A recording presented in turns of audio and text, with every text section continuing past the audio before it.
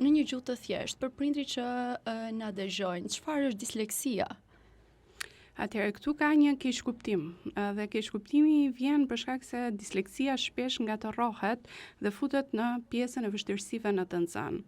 Kemi vështirësitë në të nxënë dhe disleksin nga ana tjetër. Vështirësitë në të nxënë do të thotë që kemi një faktor dhe një arsye kryesore pse ky fëmijë ka vështirësitë në të nxënë. Dhe kur themi vështirësi në të nxënë, do të thotë që ecën në mënyrë lineare të ulët progresi akademik në të gjitha lëndët. Pra që do të thotë, nëse një fëmijë vjen nga një status socioekonomik i ulët, bën mungesa në shkollë, automatikisht dhe rrjedhimisht do të ketë një progres më të ulët akademik se sa shokët dhe shoqet e tij.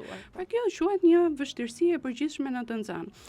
Nëse një fëmijë ka një inteligjencë nën mesataren, dhe progresi akademik do jetë ndjeshëm më i ulët se sa bashkëmoshatarët. Nga ana tjetër qëndrojnë disleksikët, pra që edhe pse të gjithë faktorët mund t'i kenë në favorin e tyre, sërish ata kanë një ngecje dhe një ngërç në lexim dhe në shkrim.